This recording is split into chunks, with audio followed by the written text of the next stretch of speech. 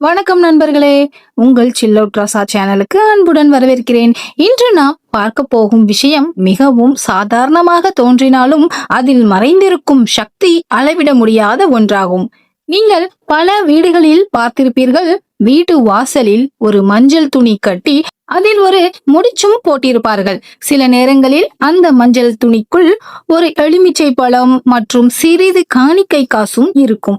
இதை பார்த்தவுடன் பலருக்கும் தோன்றும் கேள்வி என்னவென்றால், இது என்ன?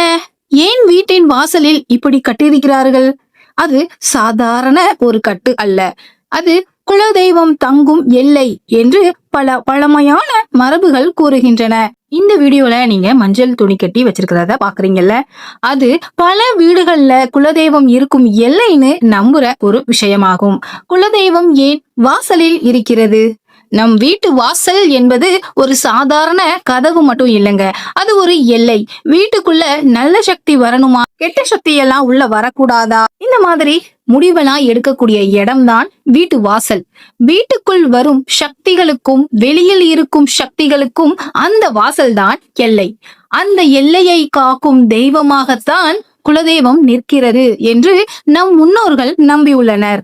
அதனால்தான் பல கிராமங்களில் வீட்டு வாசலில் மஞ்சள், எலுமிச்சை காசு வைத்து ஒரு முடிச்சு கட்டும் பழக்கம் இருந்தது.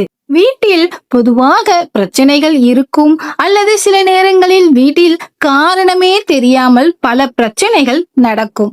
குடும்பத்தில் சண்டைகள், தொழில் நஷ்டம், உடல்நிலை பிரச்சனை, மன அழுத்தம், தூக்கம் வராமை, பயம், வீட்டில் அமைதி இல்லாத நிலை. தூங்கும் போது பயம் வருதா, ஏதோ யாரோ தொந்தரவு பண்ற மாதிரி தோணுதா, இப்படி பல விஷயங்கள் நடந்தால் பலர் சொல்லுவார்கள், வீட்டில் ஏதோ கெட்ட சக்தி இருக்கலாம். எத்தனை பிரச்சனைகள் இருந்தாலும் பல பெரியவர்கள் சொல்வது என்னவென்றால், குலதெய்வத்தை மறக்காதீர்கள் என்று. அப்படி இருக்கும்போது நம் முன்னோர்கள் சொல்லிய ஒரு எளிய வழியும் இருக்கிறது. அதுதான் மஞ்சள் துணி முடிச்சு வழிபாடு. அந்த மஞ்சள் துணிக்குள் என்ன இருக்க வேண்டும்? பலர் நினைப்பது போல அதற்குள் ஏதாவது ஒரு பெரிய மந்திர பொருள் இருக்கும் என்று. அப்படி இதுல எதுவும் இருக்காது. ஆனா உண்மையிலேயே என்ன இருக்கும்னா, அதாவது அதை பொறுத்த மட்டும் 3 விஷயம் மட்டும்தான் ரொம்ப முக்கியமானது. ஒன்று எலுமிச்சை பழம், இரண்டாவது காணிக்கை காசு, மூன்றாவது மஞ்சள் துணி. இவ்வளவுதான். ஆனா இந்த மூன்றும் சாதாரண பொருட்கள் அல்ல. இந்த மூன்றுக்கும் ஆன்மீக அர்த்தம் இருக்கிறது. மஞ்சள் மஞ்சள் என்பது பவித்திரம் மற்றும் பாதுகாப்பின் அடையாளம். அது தீய சக்திகளை தடுக்கிறது என்று ஆகமங்களிலும் கூறப்படுகிறது.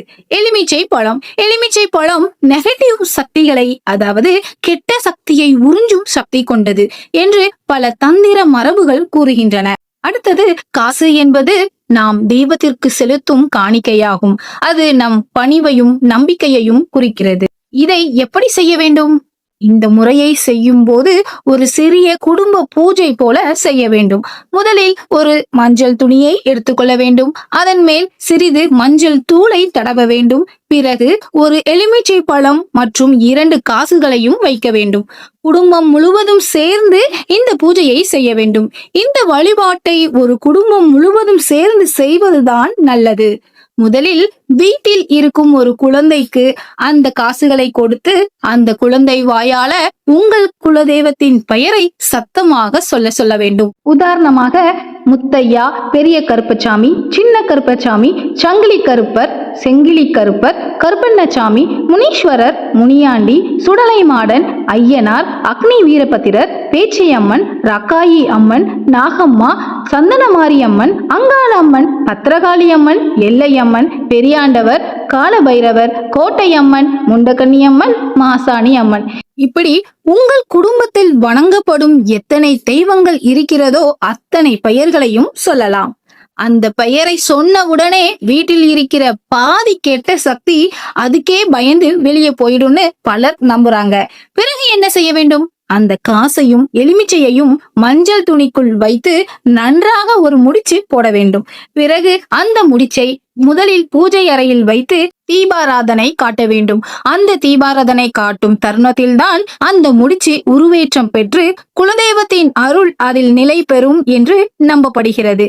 அதன் பிறகு முக்கியமான செயல் என்னவென்றால், குடும்பத்தினர் எல்லோரும் வீட்டு வாசலுக்கு வெளியே வந்து குடும்ப தலைவர் குலதெய்வத்தை மனதில் நினைத்து இப்படி அழைக்க வேண்டும்.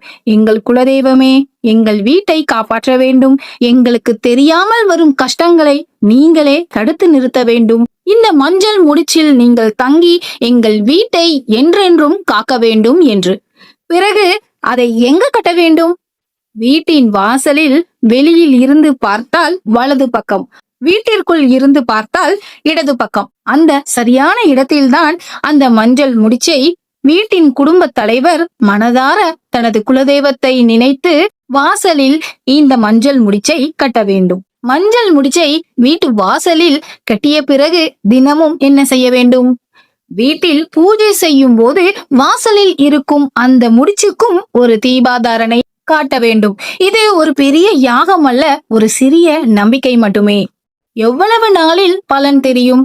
சிலர் சொல்வது ஒரு நாளில் கூட மன அமைதி கிடைக்கும், சிலருக்கு 7 நாட்களில் கூட மாற்றங்கள் தெரியும். வீட்டில் இருந்த பயம், மன அழுத்தம், சண்டைகள் மெல்ல மெல்ல குறையும். ஒரு முக்கியமான உண்மை, இது ஒரு மந்திரம் அல்ல, இது ஒரு நம்பிக்கை வழிபாடு மட்டுமே. முழு மனதோடு பக்தியோடு செய்தால்தான் அதன் பலன் கிடைக்கும். முழு மனதுடன் நம்பிக்கையுடன் செய்தால் குலதெய்வம் நிச்சயம் உங்கள் வீட்டை காப்பாற்றும் என்று பலர் நம்புகிறார்கள். இந்த முறையை செய்ய சிறந்த நாள் என்னவென்றால் வெள்ளிக்கிழமை அல்லது அமாவாசை நாள் என்று பெரியவர்கள் சொல்லியிருக்கிறார்கள். ஏனெனில் தமிழ் ஆன்மீக பாரம்பரியத்தில் வெள்ளிக்கிழமையே சுப நாள் என்று கருதப்படுகிறது. அது மட்டுமல்லாமல் வெள்ளி சுக்கிரன் கிரகத்துடன் தொடர்புடையது. அது வீட்டு செல்வம், அமைதி, நல்ல அதிர்ஷ்டம் தரும் என்று நம்பப்படுகிறது. குலதெய்வ வழிபாட்டில் வெள்ளிக்கிழமைகளில் செய்யும் வழிபாடுதான் குலதெய்வத்தின் அருளை அதிகம் பெற்றுத்தரும் என்றும் சொல்வார்கள். அமாவாசை பழைய கெட்ட சக்திகளை நீக்கும், புதிய சக்திகளை அழைக்கும் நாளாகும்.